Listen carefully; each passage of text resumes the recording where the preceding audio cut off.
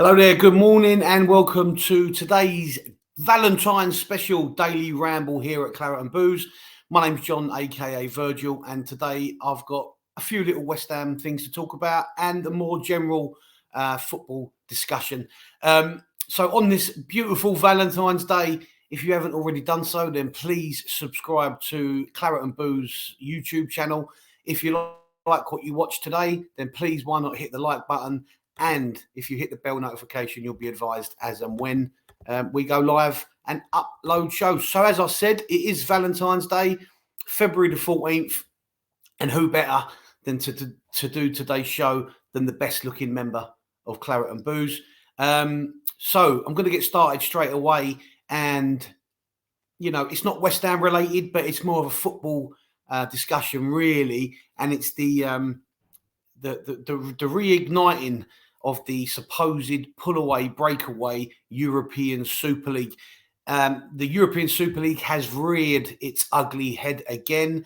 And this time, it would seem that the company behind it, or the organisation behind it, known as A22, I believe, they are looking to expand. They are looking to open up this supposed European Super League to create more of a level playing field, supposedly. And they are looking to bring in 80 teams into the format of the Super League. So they're looking for 60 to 80 teams to join the breakaway European Super League. Now, the reason that they've decided to look to expand it is because obviously when this discussion first came about in 2021, it was very much a closed shop, and everybody said, well, how can you offer such a league without any promotion or relegation?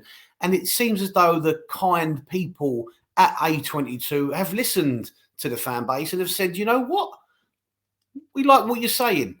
Let's have a brand new radical proposal. Let's look to bring in 60 to 80 clubs and let's have relegation and promotion, etc. Now, look, at the end of the day, let's not get twisted here. This is purely them trying to hoodwink fans into agreeing with this, in my opinion, despicable breakaway, this situation where certain clubs in certain leagues are looking to realign the wealth of money that is in European football and world football alike, but predominantly European football.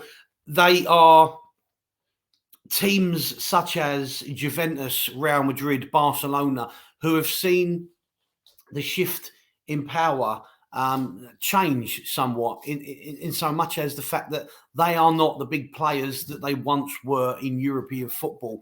In fact, you can see by the money alone spent in the Premier League that, in fact, the Premier League and Premier League teams financially have become the powerhouses and have some for some time. These European sleeping giants, or these European giants who are no longer in positions of power in terms of success and money and competition for transfers and wages, such as the likes of Manchester City, Man United, and even Newcastle are now. They're looking to try and switch back to get more power in the game. I mean, let's not forget that the Champions League came about in 1992 when the big clubs of Europe wanted more of a share of the wealth. That's the only reason it ever came about. It's all only ever been about money. Now, you could say, well, they are businesses. They have to earn money, and they have to, look to get more revenue coming in, revenue stream. But the European Super League is nothing more than trying to control the situation, trying to redistribute the wealth across Europe. At the end of the day, the Premier League is the biggest league in the world. There is no doubt about it. It's the most watched league in the world. It brings in the most money from television rights alone.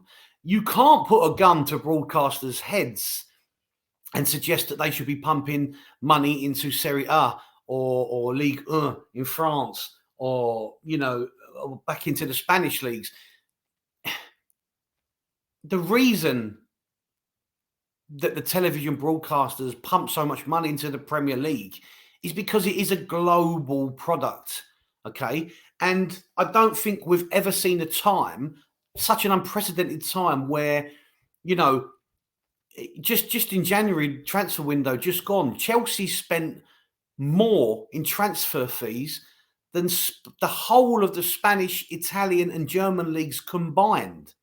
You could say it's disgusting. You could say it's unfair.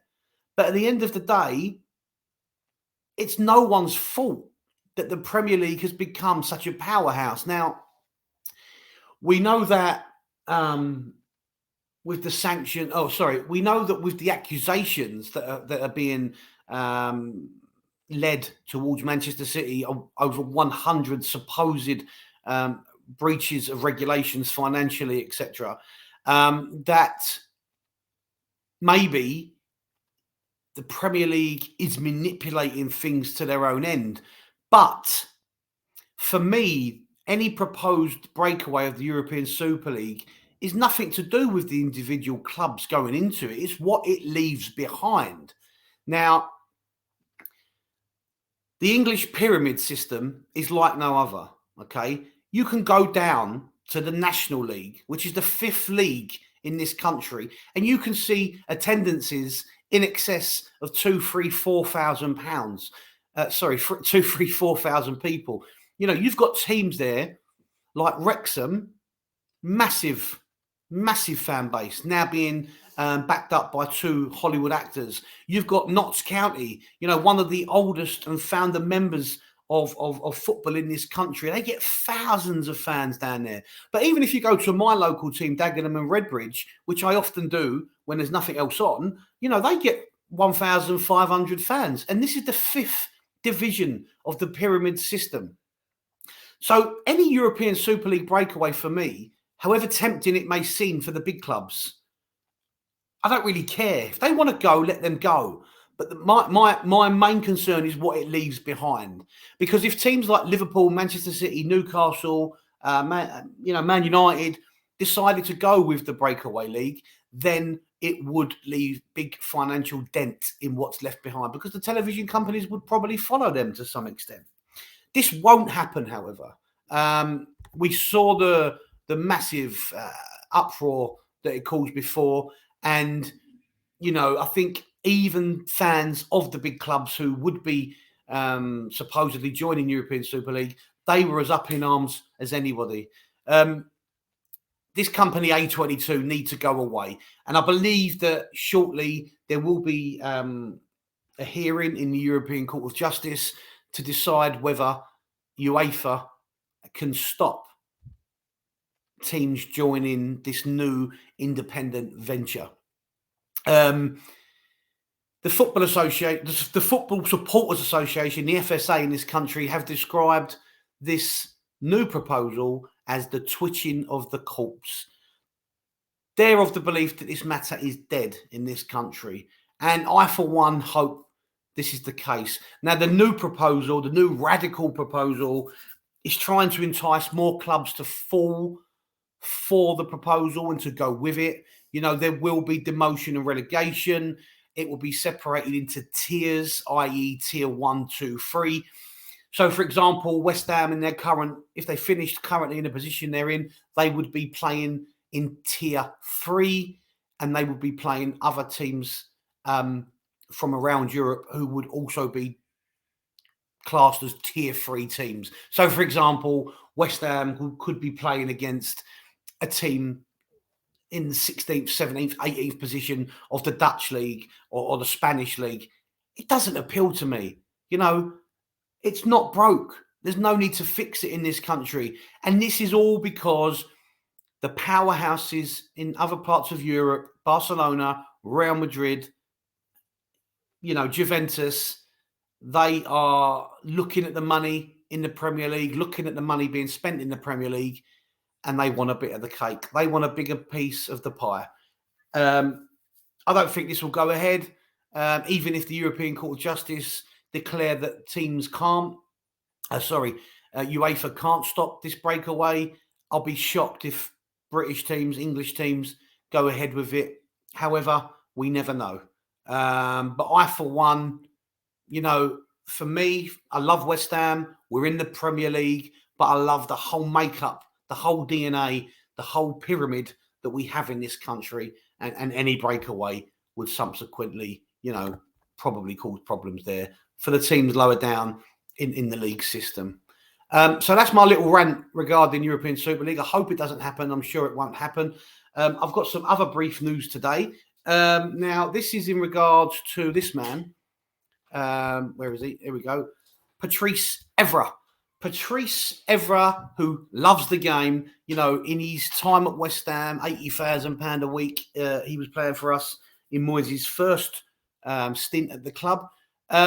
He has been heavily fined for homophobic tweets that he put out after Man United's 3-1 defeat, I believe, to PSG some time ago. But in his defence, in his deflection tactics that he's tried to, eradicate himself away from any prejudice or any homophobia, he's basically come out and said that in his time, how can I be accused of being homophobic? In my time at West Ham, in the changing room, I denounced certain players' criticism of homosexual players in the dressing room. Apparently, Patrice Evra stood up to homophobic West Ham United players who, because of their religious beliefs, said that any homosexual players should not be allowed in the changing room. This is the biggest deflection tactic I've ever seen in my life. This is the same as somebody who's accused of being racist saying, I'm not racist, my best friend's black. It is as bad as that. It is as sickening as that. And Patrice, to be honest with you, mate, you've done yourself no favours. The players that you're talking about from Moyes' first time in charge are probably not at the club anyway. But to be honest with you, if you're gonna come out and say something as embarrassing as that, where you're blaming others, then you need to look at yourself in the mirror and name names. Tell us who they are. Don't be a coward, mate. Don't hide behind your tweets. Take your punishment, pay your fine, move on, and don't try and discredit West Ham as a club. Okay, because one thing West Ham United are is open arms, and we welcome everybody. Okay, very briefly, got some injury news. This guy, sorry, not him. No, ice cream cornet. No, that's a trumpet. Oh, that's a cornet. This guy put on his Instagram last night that he is back soon. He is back soon. Maxwell Cornet, who we haven't seen since October, is apparently back in training. The one in a million injury that he supposedly has, that the medical professional has never seen before, or maybe has only ever seen once. Maxwell Cornet could soon be back in training. We are aware that Alphonse Areola is also back in training this week. However, it doesn't matter if he's back in training or not. He never seems to get a game. But apparently he is back in training. And also, Gianluca Scamacca put on his Instagram story last night that he's back home. He is back in London. He is back in training this week. Now, whether or not it's too soon to be back in contention for the Spurs game, it probably is. However, let's hope he's definitely back for the Forest game. And who knows? We may see a situation where David Moyes will have 3 fit strikers to choose from. Antonio, Ings, Scamacca. What will he do? Will he still play one up front? Probably. But let's hope that with 3 strikers available, Moyes decides to go 2 up top. I know, I can't see it either. But, it would be great if we could see 2 strikers up top. I think Antonio gets a lot of bad press because he doesn't score goals, but he's literally getting no service whatsoever. Antonio's role in the team is to get the ball back to goal, win free kicks, and we're supposedly dangerous from set pieces. We will score from such free kicks, which doesn't often happen anymore anyway. Obviously, as well, since the loss of Craig Dawson, we are less dangerous from set pieces. Sorry, I lost my train of thought there. Wouldn't it be great to see two up front, eh? Wouldn't it be great to see a more attacking setup? One striker for me just doesn't cut it. And to be honest with you, the system we play doesn't help any striker shine. It's something that is ridiculous at the minute. And look, you know, I'm not on here. This is not meant to be. This is a daily ramble, but it's not meant to be a thing about Moyes today. But the problem I've got now is that when you've got three fit strikers, how can you look at just starting one? Moyes, you need to change the system, mate. You need to look to diversify somewhat, mate. We need goals, and with one up front, we are really struggling at the minute, aren't we? So hopefully, with Scamacca back, we'll see a change to formation. If not for Spurs, then probably for Forest. Here's hoping.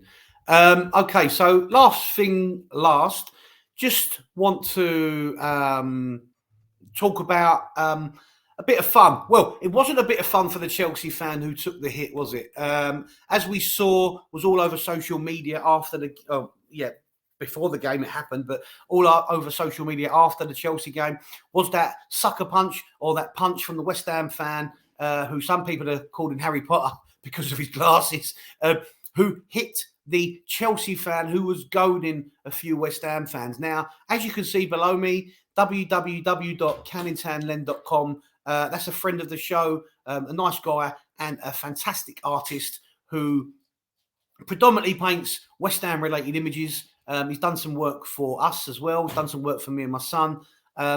He strike while the iron's hot, they say, and he painted this image. I'm sure you've seen it, of said incident. Now, apparently, this image, the original, has sold or will sell for in excess of £7,000. Now, hopefully this is true and hopefully it's not a phantom bid. But what I wanted to highlight to you was that if you want a copy of that image, the original, you can buy it for 20 quid. If not, go on to the website, www.canningtownlen.com. He has got all sorts of things that he can do for you. He's got all sorts of images that are already available for you to purchase. So go on there and have a look. Right, this ramble's been on longer than I ever thought it would be. So tell me, European Super League, would the idea of relegation and promotion to and from a relegation Super League between leagues, would that encourage you? Would you want West Ham to go in for something like that? Me, absolutely not. The British pyramid system, football pyramid system works brilliantly, and there's no better system in the world. It's the best league in the world from top to bottom. Tell me what you think. Patrice Evra, has he let himself down, coming out with the huge deflection tactic rather than taking responsibility, blaming others and looking to blame others to try and promote his himself and his warm, accepting arms? Let me know what you think about Cornet coming back. Will we see him again this season? How excited are you to see a two-man strike force if and when we have three strikers available? Will Antonio go to the right and replace Bowen, who's been out of form? And maybe we could see Ings playing off Scamacca. That would be brilliant. Let me know what you think. Don't forget, have a look at www.canningtown.len. And again, if you've enjoyed the show, then please hit the like button. Why not subscribe to our YouTube channel, claretandbooze.com. And if you don't mind, give it a thumbs up, hit the like button. It goes a long, long way. My name's John. Happy Valentine's Day, and come on, you Irons.